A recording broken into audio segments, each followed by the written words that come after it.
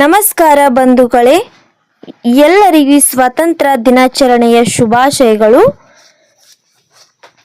ಈ ವಿಡಿಯೋದಲ್ಲಿ ನಿಮಗೆ ಏನು ತಿಳಿಸ್ಕೊಳ್ಳಾಗುತ್ತಿದೆಯಪ್ಪ ಅಂತಂದರೆ, ಸ್ವಾತಂತ್ರ್ಯ ದಿನಾಚರಣೆಯ ಕುರಿತು ಭಾಷಣ ಮತ್ತು ಸ್ವಾತಂತ್ರ್ಯ ದಿನಾಚರಣೆಯ ಪೂರ್ವ ಇತಿಹಾಸವನ್ನು ನೋಡುವುದಾದರೆ, ಮೊದಲಿಗೆ ಸ್ವಾತಂತ್ರ್ಯ ಅಂದರೆ ಏನು?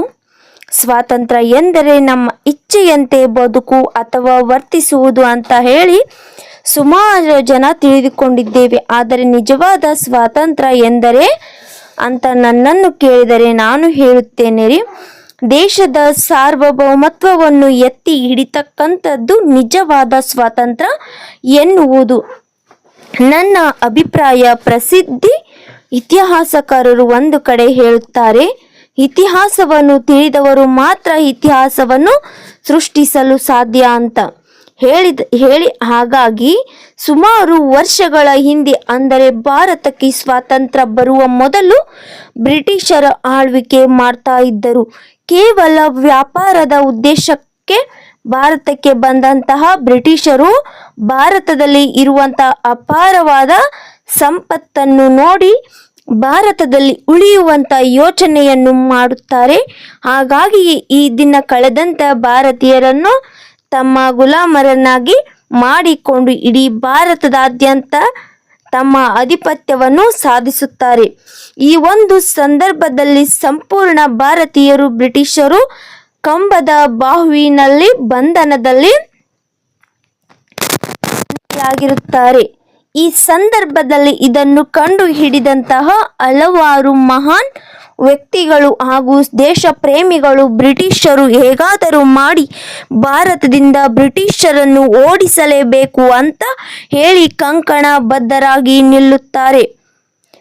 ಉದಾಹರಣೆಗೆ ಹೇಳುವುದಾದರೆ, ಬ್ರಿಟಿಷರು ವಿರುದ್ಧ ಸೈನ್ಯ ಕಟ್ಟಿ ಹೋರಾಡಿದಂತಹ ಸುಭಾಷ್ ಚಂದ್ರ ಬೋಸ್, ಹಾಗೆ ಶತ್ರುವಿನ ಮಡಿದ ನೆಲದಲ್ಲಿ ದೇಶಭಕ್ತಿಯನ್ನು ಮೊಳಗಿಸಿದಂತಹ ಸಾವರ್ಕರ್, ಪಂಜಾಬಿನ್ ಸಿಂಗ್, ಭಗತ್ ಸಿಂಗ್, ಕ್ರಾಂತಿಕಾರಿಯಾದಂತಹ ಚಂದ್ರಶೇಖರ್ ಆಜಾದ್, ಉಕ್ಕಿನ ಮನುಷ್ಯ ಎಂದೇ ಪ್ರಸಿದ್ಧರಾದ ಸರ್ದಾರ್ ವಲ್ಲಭಾಯ್ ಪಟೇಲ್, ಮಂಗಲ್ ಪಾಂಡೆ, ಹಾಗೆ ನ್ಯಾಯ ನೀತಿಗೆ ಹೆಸರಾದಂತಹ ಮಹಾತ್ಮ ಗಾಂಧೀಜಿ, ಲಾಲ್ ಬಹದ್ದೂರ್ ಶಾಸ್ತ್ರಿ, ಹಾಗೆ ಲಾಲ್ ಬಾಲ್ ಎಂದೇ ಪ್ರಸಿದ್ಧರಾದಂತಹ ಬಾಲ್ ಗಂಗಾಧರ್ ತಿಲಕ್, ಬಿಪಿನ್ ಚಂದ್ರ ಪಾಲ್, ಅದರ ಜೊತೆಗೆ ಮಹಿಳಾ ಸ್ವಾತಂತ್ರ್ಯ ಹೋರಾಟಗಾರತಿಯರನ್ನು ನಾವು ನೋಡುವುದಾದರೆ ಝಾನ್ಸಿ ರಾಣಿ ಲಕ್ಷ್ಮೀಬಾಯಿ, ಕಿತ್ತೂರು ರಾಣಿ ಚೆನ್ನಮ್ಮ, ಹಾಗೆ ಬೇಗಂ ಹಜರತ್ ಮಹಲ್, ಅನ್ನಿ ಬೆಸೆಂಟ್, ದುರ್ಗಾಬಾಯಿ ದೇಶಪಾಂಡೆ, ಹಾಗೆ ಅನೇಕ ಮಹಾನ್ ವ್ಯಕ್ತಿಗಳು ಹೋರಾಟ ಹಾಗೂ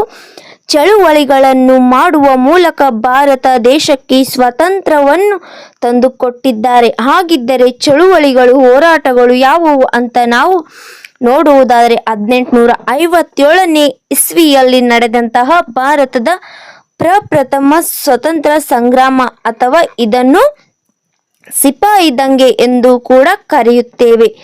1918ರಿಂದ 1947ರ ನಡುವಿನಲ್ಲಿ ಅವಧಿಯ ನಡೆದಂತಹ ಅಸಹಕಾರ ಚಳುವಳಿ, ಚೌರಾಚೌರಿ, ಜಲಿಯನ್ ವಾಲಾಬಾಗ್ ಹತ್ಯಾಕಾಂಡ, ಉಪ್ಪಿನ ಸತ್ಯಾಗ್ರಹ, ಇನ್ನು ಮುಂತಾದಂತಹ ಚಳುವಳಿಗಳು ನಡೆಯುತ್ತವೆ.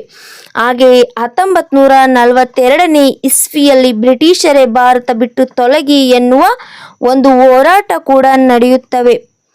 ಈ ಹೋರಾಟವನ್ನು ಕ್ವಿಟ್ ಇಂಡಿಯಾ ಮೂವ್ಮೆಂಟ್ ಅಂತ ಕೂಡ ಕರೆಯುತ್ತೇವೆ. ಹಾಗೆ ಈ ರೀತಿಯ ಹಲವಾರು ಹೋರಾಟಗಳು ಚಳುವಳಿಗಳು ಪರವಾಗಿ ಆಗಸ್ಟ್ 14ರ ಅಂದರೆ ಮಧ್ಯರಾತ್ರಿ 12 ಗಂಟೆಗೆ 1947ನೇ ಇಸ್ವಿಯಲ್ಲಿ ಭಾರತ ದೇಶಕ್ಕೆ ಸ್ವಾತಂತ್ರ್ಯ ಸಿಗುತ್ತದೆ. ಈ ಒಂದು ಸವಿ ನೆನಪಿಗಾಗಿ ಪ್ರತಿ ವರ್ಷ ಆಗಸ್ಟ್ 15ರಂದು ದೇಶಾದ್ಯಂತ ಎಲ್ಲ ಸರ್ಕಾರಿ ಕಚೇರಿಗಳಲ್ಲಿ ಹಾಗೆ ಶಾಲಾ ಕಾಲೇಜುಗಳಲ್ಲಿ ಬಹಳ ವಿಜೃಂಭಣೆಯಿಂದ ಆಚರಣೆ ಮಾಡುತ್ತಾರೆ. ಹಾಗೆ ನಮ್ಮ ಭಾರತ ದೇಶದ ರಾಜಧಾನಿಯಾದ ದೆಹಲಿ ಐತಿಹಾಸಿಕ ಕೆಂಪು ಕೋಟೆಯ ಬಳಿಕ ಪ್ರಧಾನಿ ಮಂತ್ರಿಯವರು ರಾಷ್ಟ್ರ ಧ್ವಜವನ್ನು ಹಾರಿಸಿ ಭಾರತ ರಾಷ್ಟ್ರಗೀತೆಯಾದ ಜನಗಣ ಮನವನ್ನು ಹಾಡುವ ಮೂಲಕ ರಾಷ್ಟ್ರವನ್ನು ಉದ್ದೇಶಿಸಿ ಭಾಷಣವನ್ನು ಕೂಡ ಮಾಡುತ್ತಾರೆ. ಹಾಗೆ ಈ ಒಂದು ಸಂದರ್ಭದಲ್ಲಿ ನಾವೆಲ್ಲರೂ ತಿಳಿದುಕೊಳ್ಳಲೇಬೇಕಾದಂತಹ ಮೊದಲು ಈ ವಿಚಾರಗಳು ಅಂತ ಹೇಳುವುದಾದರೆ, ಮೊದಲನೆಯದು ನಮ್ಮ ರಾಷ್ಟ್ರಧ್ವಜದ ಬಗ್ಗೆ. ಈ ನಮ್ಮ ರಾಷ್ಟ್ರಧ್ವಜವು 3 ಬಣ್ಣಗಳನ್ನು ಹೊಂದಿದೆ. ಆ ಬಣ್ಣಗಳು ಯಾವುದಪ್ಪ ಅಂತಂದ್ರೆ ಕೇಸರಿ, ಮೊದಲನೇದು ಯಾವುದು? ಕೇಸರಿ ಬಣ್ಣವನ್ನು ಒಳಗೊಂಡಿದೆ ಮತ್ತು ಬಿಳಿ, ಹಸಿರು. ಈ ಕೇಸರಿ ಬಣ್ಣವು ತ್ಯಾಗ, ಬಲಿದಾನ ಹಾಗೂ ಧೈರ್ಯದ ಸಂಕೇತವಾಗಿದೆ. ಬಿಳಿ ಬಣ್ಣವು ಸತ್ಯ ಹಾಗೂ ಶಾಂತಿ ಸಂಕೇತವಾಗಿದೆ. ಹಸಿರು ಬಣ್ಣ ಅಭಿವೃದ್ಧಿ ಸಂಕೇತವಾಗಿದೆ. ಇದರ ಜೊತೆ ಬಿಳಿಯ ಬಣ್ಣದ ನಡುವೆ ನಾವು ನೀಲಿ ಚಕ್ರ ಕಾಣಬೇಕಿದೆ. ಈ ಚಕ್ರ 24 ಚಕ್ರವನ್ನು ಹೊಂದಿದೆ.